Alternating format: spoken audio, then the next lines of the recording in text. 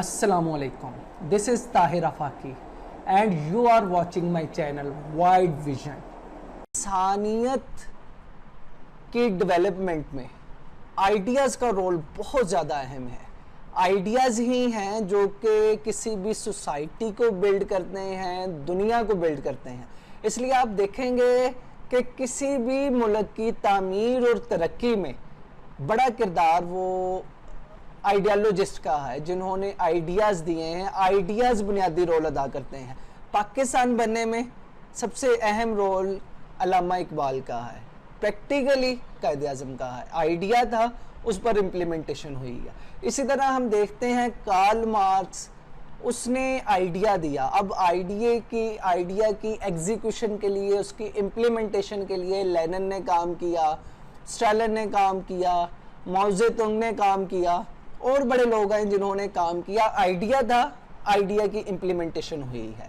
तो अब आइडिया जो है वो आपको मिल तो जाता है, लेकिन आइडियलिस्ट जो है, जिसने आइडिया दिया है, फिलोसफर, स्कॉलर, जिसने भी आइडिया दिया है, उसने अपनी वो भरपूर मेंटल एनर्जीज जो हैं उनका इस्तेमाल किया। वो इस्तेमाल करके जो है उसने दिया है। तो यहाँ पे मैं आपको कार्ल जॉन्ग का बताऊंगा। कार्ल जॉन्ग ने बुनियादी तौर पर इंसानों की दो कैटेगरीज बनाई हैं।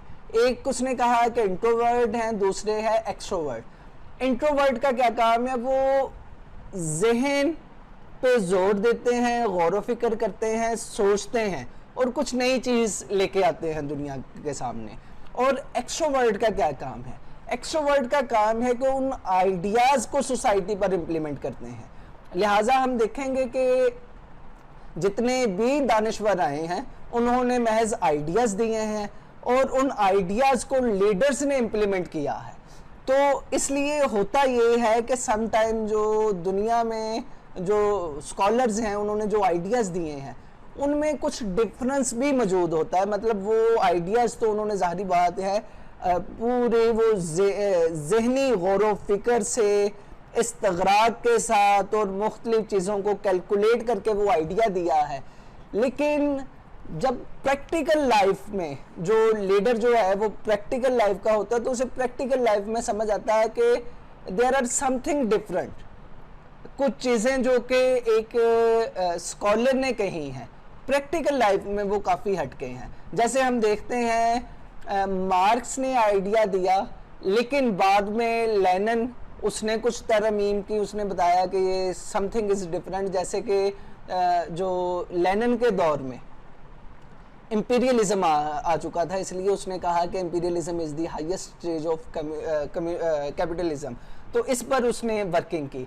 स्टालिन ने देखा कि भाई ये जितना मार्क्स ने आइडियाज़ दिए हैं दे आर ऑल वेल, लेकिन इसमें एक प्रॉब्लम है। मार्क्स और लेनिन ने कहा है कि जैसे ही इनकलाब आया, इनकलाब को आपने एक्सपोर्ट करना है, सारी दुनिया तक इसका दायरा कार बढ़ाना है। लेकिन स्टालिन को लगा कि ये बात गलत है भाई, जब तक आप अपने मुल्क को एम्पावर नहीं करेंगे, अपने मुल्क को ताकतवर नहीं करेंगे, तब तक बात नहीं बनेगी। लिहाजा स्टालिन ने नारा लगाया कि नहीं भाई, पहले अपने मुल्क को संवारो, बाद में दूसरे की बात करो। तो कोई एक्सपोर्ट नहीं करना, ये दुनिया की बजाय आपके घर में ही इसकी इम्प्लीमेंटेशन होनी चाहिए।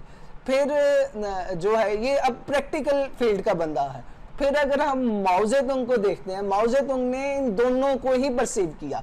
उसने कहा कि नेशनलिज्म भी ज़रूरी है और इंटरनेशनलिज्म भी ज़रूरी है। यानी आप अपनी नेशन को बिल्ड करें, नेशन को स्ट्रॉन्ग करें, ये कंपलसरी है।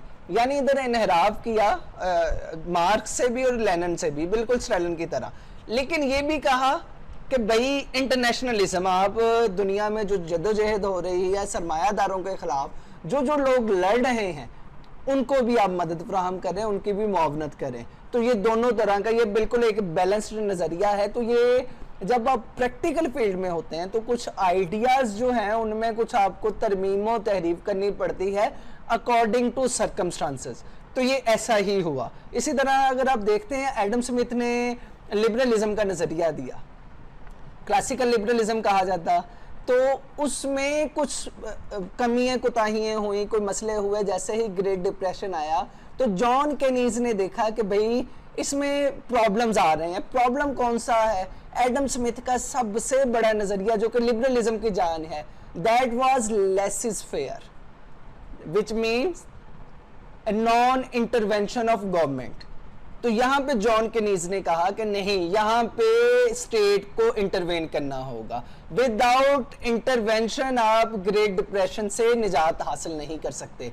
यही वजह है कि इंटरवेन करना पड़ा, स्टेट को इंटरवेन करना पड़ा, और स्टेट को according to the instructions of John Keynes great depression से निकालना पड़ा। तो क्या है, वक्त गुजरने के साथ साथ आपको तरमीम करनी पड़ती हैं। वक्त गुजरने के साथ साथ या प्रैक्टिकल फील्ड में पता चलता है कि ये आइडिया जो कि एक मुकम्मल आइडियालॉजी की बुनियाद है, उससे भी आपको इनहराफ करना पड़ता है। क्या? टाइम की रिक्वायरमेंट है। एक तो टाइम की मतलब प्रैक्टिकल फील्ड की रिक्वायरमेंट है, दूसरा with the passage of time, हालात जैसे ही चेंज होते हैं तो उनकी वजह से भी तब्दीलियां करनी पड़ती हैं। मतलब आप सिंपली अगर इससे अंडरस्टैंड करें, इसमें माओ जेडुंग ने जितनी एफर्ट की वो उसने सरमायादारी निज़ाम के खिलाफ नहीं की, वो बड़ी एफर्ट थी वो फ्यूडल सिस्टम के खिलाफ थी। मतलब उसके दौर में जो चाइना था या इवन रशिया भी आप देखें, ये इंडस्ट्रियल स्टेट्स नहीं थी। मार्क्स ने कहा था कि इंडस्ट्रियल स्टेट में सबसे पहले रेवोल्यूशन आएगा। मजे की बात, दो बड़ी स्टेट्स में रेवोल्यूशन आया, दोनों एग्रीकल्चरल स्टेट्स थी और इधर फ्यूडल सिस्टम ज्यादा पेनिट्रेट किया हुआ था। तो अब ये है कि अब देखें ना कि वो जगह का भी फर्क हो गया, टाइम का भी, टाइम एंड स्पेस के फर्क की वजह से अब आइडियालॉजी चेंज हुई है, आइडिया चेंज हुआ है और उस जगह के मुताबिक उसकी इम्प्लीमेंटेशन जरूरी है। लिहाजा हम ये कह सकते हैं कि कोई भी आइडिया जब दिया जाता है उसमें, और प्रैक्टिकल लाइफ में, उसमें और टाइम एंड स्पेस में, दोनों में फ़र्क होता है। जैसे ही ये फ़र्क को मीट किया जाता है तो कुछ ना कुछ तब्दीलियाँ करनी पड़ती हैं। तो ये बुनियादी तौर पर आइडियालॉजिकल क्राइसिस है जो कि तकरीबन हर दौर में फेस करना पड़ता है, due to the circumstances, due to environment, due to time and space. तो ये है सिलसिला।